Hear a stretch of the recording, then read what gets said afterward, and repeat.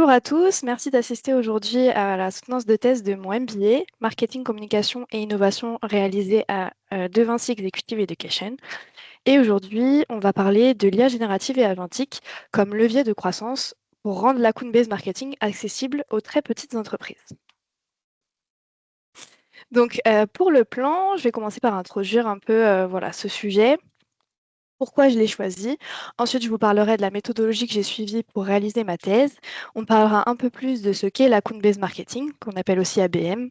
Ensuite, on parlera des freins pour les TPE par rapport à ces stratégies, ce que l'IA peut changer et on passera au cœur de cette soutenance qui est comment mettre en place l'ABM augmenté par l'IA quand on est une TPE. J'enchaînerai avec les recommandations synthétisées et je terminerai par une conclusion. Alors, pour l'introduction, donc l'account-based marketing ou ABM, c'est une stratégie qui est utilisée dans le secteur du B2B uniquement, qui est très performante et rentable parce qu'elle privilégie la qualité à la quantité. Pour le moment, c'est une stratégie qui est pas du tout exploitée ou très peu par les TPE, parce qu'elle nécessite un déploiement, enfin parce qu'elle nécessite beaucoup de ressources et que son déploiement peut être assez complexe. Ça demande du temps, des moyens, des outils, des équipes qui vont avoir la capacité d'absorber cette charge et il faut avoir également une structure et des process assez solides, ce qui l'a longtemps réservé aux grandes entreprises. Pourtant, quand je me suis intéressée à cette stratégie, je me suis rendu compte que ça pouvait être très intéressant pour les TPE de l'exploiter parce que ça peut leur permettre de se différencier dans un environnement où il y a de plus en plus de concurrence. Et aujourd'hui, du coup, l'intelligence artificielle peut devenir un levier pour l'exploiter. Je rajoute juste une petite précision, il faut savoir que l'ABM, ce n'est pas une stratégie qui correspond à toutes les entreprises et j'y viendrai un peu plus tard dans ma thèse. Concernant la problématique, du coup, je me suis intéressée à comment l'IA générative et agentique peuvent-elles démocratiser l'account-based marketing pour les TPE en simplifiant sa mise en œuvre. Pourquoi j'ai choisi ce sujet? Il y a des petits soucis d'enchaînement de slides, pardon. Pourquoi j'ai choisi ce sujet? En fait, quand j'ai fait mes recherches, je me suis rendu compte que le marché du B2B se complexifie depuis des années, c'est pas nouveau, et il est de plus en plus saturé, il y a de plus en plus de concurrence. Et pour les TPE, pour le coup, ça peut être une vraie opportunité pour se différencier et améliorer l'expérience client et avoir un impact conséquent sur la conversion et l'avancement dans le cycle de vente. Ça faisait un écho direct avec mon expérience chez B2B, qui est une start-up dans la construction qui s'adresse aux entreprises, donc qui est sur le marché du B2B. Et du coup, c'était pour moi un moyen de me professionnaliser sur le marketing et surtout de pouvoir ensuite pouvoir peut-être la mettre en place dans mon entreprise et mettre en pratique pour augmenter et avoir un impact conséquent sur du coup le business de B2B. Et enfin, c'était une stratégie qui demandait de la discipline et de la rigueur, mais qui est très très performante et je trouvais ça vraiment super intéressant d'approfondir le sujet. Pour la méthodologie, je me suis appuyée sur, différents types de sources. Tout d'abord, j'ai fait une revue de littérature, donc je me suis appuyée sur des ouvrages, des articles, des rapports et des études, de grands cabinets de conseil internationaux spécialisés dans le marketing et dans l'ABM et des podcasts d'agences, qui accompagnent les entreprises pour mettre en place cette stratégie. Je me suis également appuyée sur des études de cas et des outils émergents. Pourquoi les outils? Parce que je trouvais ça intéressant en fait de comprendre, pourquoi ils mettaient en place ces outils-là et en fait l'impact que ça pouvait avoir sur la stratégie et je trouve que c'est vraiment un élément qui montre que, c'est, quelque chose qui est, dans l'air du temps et qui plus est en intégrant l'intelligence artificielle, donc ça correspondait tout à fait à mon sujet. Je me suis également appuyée sur des entretiens qualitatifs, donc j'ai interviewé 11 professionnels avec des profils très variés pour compléter et avoir une vue d'ensemble sur mon sujet et sur ce qu'on pouvait en attendre. Donc je me suis intéressée à des account-based managers qui sont responsables de la stratégie ABM au sein de leur entreprise, des consultants ABM qui accompagnent les entreprises pour mettre en place ce sujet, des experts du marketing B2B de manière plus générale pour comprendre un peu plus en fait ce marché-là et pourquoi ça pouvait être intéressant, un expert de l'intelligence artificielle spécialisé dans l'accompagnement des TPE et des PME pour leur permettre d'optimiser leurs process et de gagner du temps finalement sur beaucoup de tâches. Et deux dirigeants de TPE bah, en fait, pour savoir qu'est-ce qu'ils pourraient attendre d'un travail comme celui-ci, qu'est-ce qui pourrait les convaincre et de quels éléments ils auraient besoin pour être opérationnels en fait, après avoir lu ma thèse. Et tout ça, ça m'a permis du coup de vous présenter ma soutenance aujourd'hui avec toutes les infos. importante. Alors, qu'est-ce que l'ABM? Donc, comme je l'ai dit, l'ABM, c'est une stratégie utilisée dans le B2B qui va être centrée sur un nombre limité de comptes clés, mais avec une très forte valeur. Les équipes, donc principalement marketing et commercial, vont travailler ensemble pour proposer une approche ultra personnalisée à chaque compte, et c'est ça qui va faire la différence. Au niveau des bénéfices, on va pouvoir observer une amélioration du ROI, on va pouvoir optimiser l'expérience client. On va jouer également sur l'alignement entre les équipes, pardon, puisque c'est ça qui va être le point central de la réussite de la stratégie. Et c'est comme ça qu'on peut également améliorer l'expérience client, parce qu'en fait, si les équipes sont alignées sur les mêmes objectifs, si elles communiquent et si tout le parcours est fluide, forcément, ça va se ressentir du côté du client. Et de ce fait, on peut accélérer la conversion. J'ai regroupé les différentes étapes en 5 principales, sachant qu'avant d'identifier les comptes cibles, il faut quand même définir l'objectif principal de la campagne ABM, puisqu'on va pouvoir explorer différents objectifs. On peut faire de l'acquisition, on peut faire de la fidélisation, on peut faire de l'upsell. Et donc le but, c'est pas de tout faire en même temps, puisque c'est pas réalisable, mais on se concentre sur un objectif en particulier. On identifie les comptes stratégiques, on définit les objectifs pour chaque compte, puisque en fonction du compte, on ne va pas attendre la même chose, on ne va pas vouloir attendre le même panier moyen ou on va définir ce qu'est une conversion. Ensuite, on passe à la création de contenu, à l'orchestration multicanal, où là, on va développer toutes les étapes et tous les points de contact par rapport au compte. Et ensuite, on passe à l'exécution et au suivi, mais je vous détaillerai toutes ces étapes par la suite. Quelques chiffres concernant l'account-based marketing. Donc en 2024, le poids de l'ABM au niveau du marché mondial, c'était 1,41 milliard de dollars. Ça veut dire que les entreprises investissaient 1,41 milliard de dollars dans ces stratégies, que ce soit en termes d'outils ou en termes de ressources. Et d'après le Grand View Research, en 2030, la projection pourrait atteindre 3,51 milliards de dollars, ce qui montre que l'intérêt est croissant et que c'est vraiment pas une stratégie qui commence à s'essouffler, bien au contraire. Donc ça montre que c'était pertinent de s'y intéresser et que potentiellement ça peut jouer un grand rôle pour les TPE.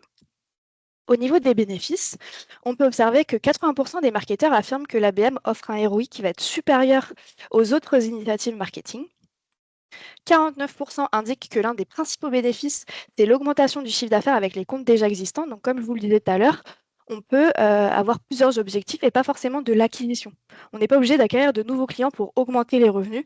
Et c'est ça qui est intéressant parce qu'on sait que l'acquisition, ça coûte quand même beaucoup d'argent et on peut augmenter les revenus avec les clients qu'on a déjà.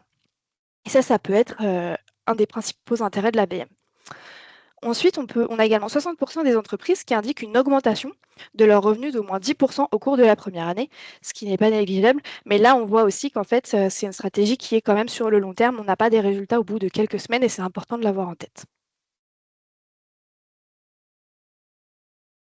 Concernant les freins pour les TPE, donc en fait, le principal frein, c'est de réussir à atteindre le niveau de personnalisation et de réactivité qui est nécessaire à la réussite d'une campagne ABM, puisque par définition, dans une très petite entreprise, on va avoir des ressources plus limitées, notamment en termes de temps, de budget, de compétences, mais on peut également avoir des problèmes un peu de structuration, une mauvaise centralisation des données, des outils qui sont mal reliés, un CRM qui va être absent ou incomplet, et un manque de communication entre les équipes. Et souvent, c'est là le problème. Par exemple, on peut avoir une mauvaise définition d'un lead qualifié entre le marketing et les sales, et des fois, du coup, c'est des leads qui ne sont pas exploitables par les sales, et là, on perd des opportunités. Et du coup, l'ABM peut aider à améliorer cette communication et cet alignement. Concernant ce que l'IA va pouvoir changer, et ici on parle vraiment uniquement d'IA générative et agentique, on va pouvoir accélérer la création de contenu, faciliter la personnalisation en masse, optimiser le ciblage, automatiser des tâches répétitives et chronophages, et analyser de gros volumes de données parce que en fait, tout part de là, l'ABM c'est basé sur de la data. Et quand on n'a pas d'outils pour analyser des gros volumes de données, quand on est une TPE, ça peut être un problème. Concernant les bénéfices de l'IA dans l'account-based marketing, on a pu observer que ça réduisait de 30 à 50% le temps dédié à la création de contenu. Donc, c'est en fait du temps qui peut être utilisé sur des tâches à plus forte valeur ajoutée et potentiellement avoir un impact plus important sur la conversion et sur le business. Ensuite, on peut avoir 50% de réduction du temps qui est nécessaire à la mise en œuvre de campagnes marketing. 10 à 15% d'augmentation du taux de conversion sur des campagnes qui sont personnalisées avec l'IA. Donc là, on voit que non seulement c'est rapide, mais en plus, c'est efficace. 40% d'augmentation du taux d'acceptation des propositions commerciales personnalisées avec l'IA. Et on peut gagner en moyenne 5 heures par semaine grâce à l'IA générative, que ce soit pour réutiliser du contenu sous différents formats, réaliser des comptes rendus de réunions et plein d'autres tâches à faible valeur ajoutée. Pour illustrer un peu tout ça, je vais vous parler du cas Fujitsu. Donc eux, ils ont utilisé uniquement l'IA agentique et ils se sont fait accompagner par Momentum ABM, euh, une, euh, une grande entreprise qui est spécialisée dans ces stratégies. Au départ, ils avaient plusieurs problèmes. Donc ils avaient énormément de données et des signaux d'intention qu'ils n'arrivaient pas à analyser, ce qui faisait que il n'y avait pas de vraie vision homogène des comptes et c'était une vision qui était fragmentée parce que chacun avait des infos et chacun analysait une partie des données. Ça a provoqué une priorisation assez difficile des comptes et des pertes d'opportunités et également un temps de réactivité qui était un peu trop long parce qu'ils avaient du mal à analyser les signaux d'intention. Avec l'IA agentique, ils ont pu mieux centraliser leurs données et avoir une analyse en continu de la data de la campagne, améliorer leur scoring et prioriser automatiquement les comptes les plus stratégiques en fonction de leur comportement et avoir des recommandations et déclencher des actions de manière automatique en fonction justement de l'avancement dans la campagne. Et du coup, ils ont gagné une équipe qui était plus réactive, une charge opérationnelle qui était moins lourde, un gain considérable de cohérence au niveau de la campagne qui s'est forcément ressenti sur les résultats, parce que quand on est plus cohérent avec le client, bah, potentiellement, ça peut jouer sur son intention d'achat. Alors, passons du coup au cœur de cette soutenance. Comment mettre en place l'ABM augmenté par l'IA quand on est une TPE? La première étape et la plus importante, ça va être de confirmer l'intérêt et l'éligibilité de la TPE. Comme j'ai dit au début, ce n'est pas forcément un modèle qui est adapté à toutes les entreprises parce que ça demande beaucoup de ressources. Et pour que ce soit rentable, il faut avoir un panier moyen suffisamment élevé. Donc, on va parler en milliers d'euros. Ça va dépendre du marché, donc je ne vais pas donner un chiffre précis parce qu'il y a trop de facteurs, mais on ne peut pas être par exemple à 30 euros de panier moyen. C'est pas du tout intéressant de mettre en place cette stratégie-là quand on est à ce niveau-là. Il faut également avoir des cycles de vente qui vont être assez longs, avec plusieurs interlocuteurs à convaincre avant que le compte passe à l'achat. Et comme je le disais également au début, il faut que le business se base sur peu de comptes, mais qui vont avoir une très forte valeur.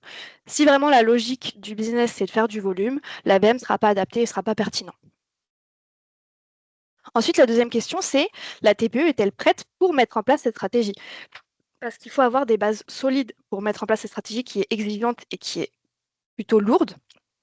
Donc, on va d'abord se demander, est-ce qu'il y a un CRM? Est-ce qu'il est maîtrisé? Est-ce que les données qui sont à l'intérieur sont fiables? Est-ce que l'entreprise, de manière générale, a une acculturation digitale qui est minimale pour savoir utiliser les outils, pour savoir utiliser l'intelligence artificielle? Est-ce que les équipes sont capables d'absorber la charge de travail supplémentaire qui sera nécessaire pour la réussite de la campagne? Et potentiellement, est-ce qu'il y a des besoins en formation, que ce soit sur la stratégie elle-même, sur les process qui vont être établis ou sur même les outils qui seront utilisés pendant la campagne? Sinon, il vaut mieux commencer par solidifier les bases pour éviter de créer plus de problèmes que d'en régler. Passons maintenant aux différentes étapes de la campagne. Donc là, les recommandations que je vais donner, c'est vraiment dans le cadre d'une TPE. Donc quand on a, défini l'objectif principal de l'ABM, on va définir du coup les comptes cibles. On va se concentrer au début sur 5 à 15 comptes maximum pour éviter de s'éparpiller, de gaspiller des ressources. Voilà, le but c'est de d'abord mettre en place un peu ce qu'on va appeler un ABM MVP, donc un minimum viable product, pour vérifier que ça fonctionne, qu'on maîtrise bien les bases et ensuite on pourra passer à la vitesse supérieure. Donc ensuite, on définit les CP, on priorise les différents comptes et on fait un account mapping des comptes, c'est-à-dire qu'on va identifier au sein des comptes les différents interlocuteurs et leur rôle en fait dans la décision d'achat. Qui va déclencher le paiement, qui va être l'utilisateur principal, qui va manager un peu le projet et comme ça, on pourra adresser le bon message à la bonne personne. L'objectif, c'est de prioriser donc les comptes qui vont être les plus stratégiques en fonction de l'objectif de la campagne pour maximiser la valeur et le ROI. Ici, l'intelligence artificielle peut avoir plusieurs rôles. La générative peut aider à définir les caractéristiques importantes pour définir les différents comptes. Donc en fait, on va lui donner euh, tous les comptes de l'entreprise avec potentiellement le chiffre d'achat de chaque compte. Et en fait, ainsi, on pourra dire, voilà, on va se baser sur tel et tel critère pour aller trouver des comptes qui y ressemblent et du coup augmenter leur valeur. Ça peut également aider pour le scoring et l'IA agentique peut automatiser la veille et la collecte des informations, comme par exemple, est-ce que l'entreprise qui est ciblée fait une levée de fonds? Est-ce qu'elle recrute? Est-ce qu'il y a eu voilà, des informations qui vont montrer que potentiellement elle va avoir un intérêt pour notre produit et surtout est-ce qu'elle est prête à acheter et à dépenser de l'argent dans notre produit? Ensuite, on passe à la définition des objectifs par compte et on va définir ce qu'est une conversion et ce qui sera considéré du coup comme un objectif atteint. Le but, c'est vraiment de fixer des objectifs qui vont être réalistes pour une TPE. On en revient encore à la notion d'ABM MVP. Le but, c'est pas de dire je vais augmenter de 50% la valeur de mon compte. C'est pas un objectif qui va être atteignable tout de suite. Après, ça dépend du marché et des moyens que vous mettez dans la stratégie. Mais on commence petit et ensuite on augmente la puissance. Donc, on va structurer une campagne qui sera une campagne ABM pilotable et mesurable, adaptée aux ressources d'une TPE. Ici, l'IA générative peut aider à formaliser les différents objectifs par compte et les traduire en plan d'action. On passe ensuite à la création des contenus. Le but, c'est de produire un noyau de contenu rapidement qu'on pourra ensuite décliner. On va produire des formats qui vont être simples mais efficaces, donc ça peut être des emails, des messages LinkedIn, des scripts d'appel, des cas clients, des landing pages ciblées, mais tout ça en tenant compte du contexte et des informations qu'on a sur le compte qui sera ciblé et surtout des interlocuteurs puisqu'on ne va pas adresser le même message à différents interlocuteurs au sein du même compte. L'objectif, c'est d'avoir une communication qui sera cohérente à la fois pour les équipes, pour que tous les messages envoyés au long de la campagne, que ce soit des messages automatisés ou les messages qui vont être donnés par le commercial, soient cohérents et homogènes. Ensuite, l'IA générative ici peut aider à générer du coup toutes les variantes de contenu adaptées à chaque compte rapidement en fonction du contexte et aider à construire un playbook par compte. Donc ça va être en fait un guide qui va permettre à tout le monde de suivre les mêmes informations et de pas se poser de questions en fait quand le compte va réagir de telle ou telle façon. L'IA agentique peut aider à automatiser la déclinaison des contenus en fonction des mises à jour des données du compte et assister en fait à la mise à jour continue des contenus et messages à partir des retours de la campagne. Ensuite, on passe à l'orchestration multicanale. Là, il faut vraiment avoir en tête que l'ABM, c'est une stratégie qui est considérée comme un ensemble et c'est tous les messages envoyés qui vont permettre d'agir sur la conversion. Donc, on ne considère pas chaque action comme isolée. On va choisir 2 à 3 canaux maximum au départ pour éviter de gaspiller des ressources. On va prévoir des règles d'adaptation selon les comportements du compte pour lui envoyer tel ou tel message à tel moment parce qu'il aura manifesté un intérêt soit très fort, soit encore au début. Et dans ce cas-là, on ne va pas lui adresser le même message. Et on documente tout, toutes les actions, pourquoi on a pris cette décision, qui a fait quoi. Et ensuite, comme ça, on pourra y revenir si jamais on a besoin d'améliorer ou de comprendre pourquoi ça a marché ou non. L'objectif, c'est vraiment de maximiser l'impact en multipliant les points de contact de façon cohérente. Et en fait, ainsi, on viendra améliorer la conversion en combinant la personnalisation, la répétition et la cohérence dans la durée. L'IA générative ici pourra aider à construire la séquence grâce au contexte et au persona, et l'IA agentique pourra jouer un peu le chef d'orchestre numérique en déclenchant les actions par rapport à des conditions qui auront été prédéfinies par les équipes et potentiellement automatiser la coordination et le suivi.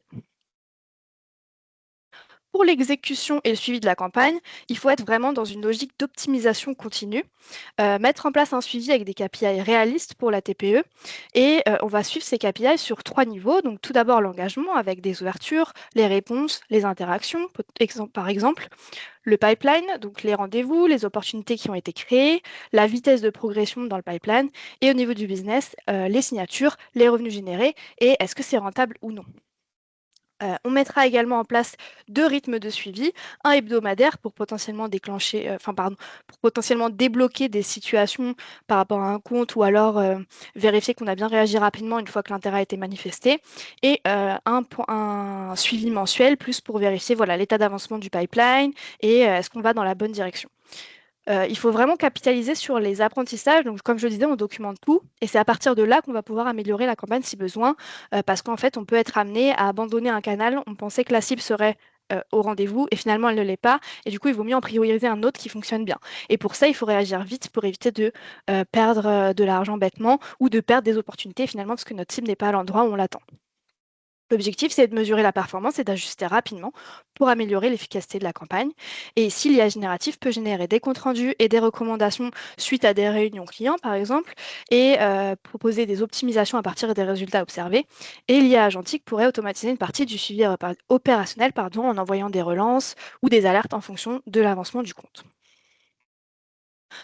Le dernier point sur lequel je voudrais insister, c'est que c'est très important de définir le rôle de chaque personne qui va collaborer sur cette stratégie pour éviter des problèmes soit de doublons, soit au contraire de choses qui n'auront pas été faites parce qu'on pense que c'est l'autre et comme c'est pas clair, bah, du coup ça peut créer des soucis.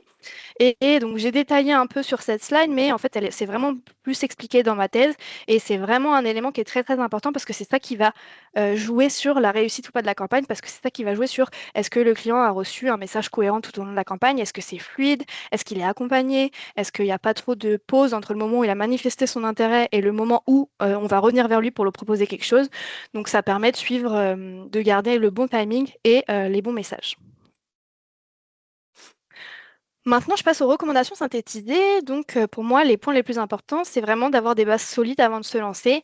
Voilà, c'est une stratégie qui est exigeante, c'est une stratégie qui demande de l'investissement, de la rigueur. Et en fait, si dès le départ, les bases sont pas solides, ça va créer plus de problèmes que d'en régler et c'est pas le but.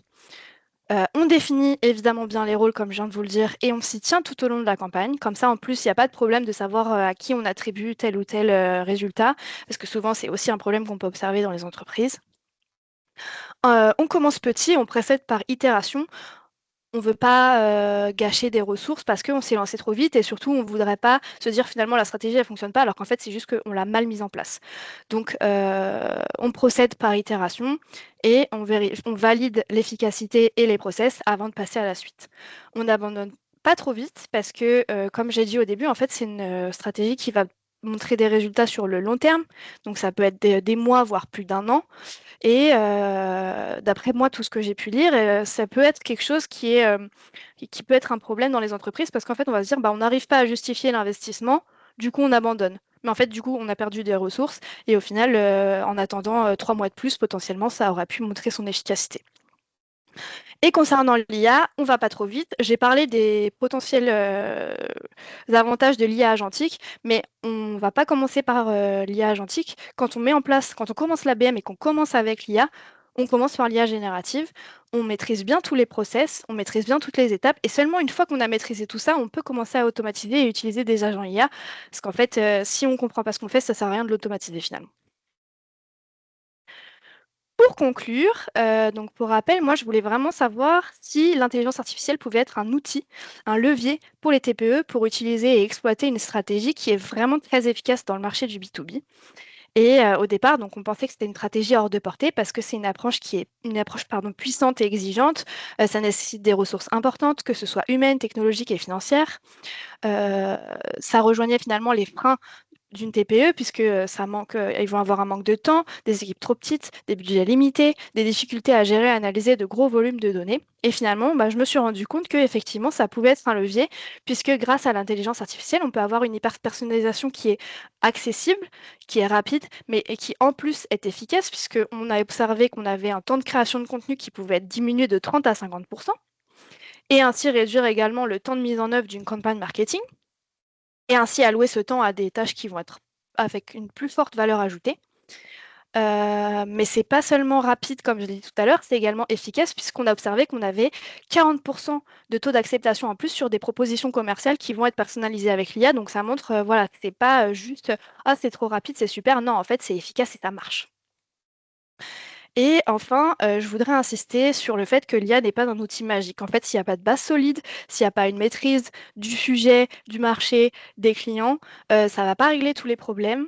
C'est juste, voilà, un outil qui va permettre, d'aider sur certains points, d'augmenter un peu, la puissance de l'entreprise en faisant plus mais avec moins. Donc je vous remercie pour votre attention. J'espère que, vous avez trouvé le sujet intéressant et que ça vous a apporté les clés pour mettre en place cette stratégie.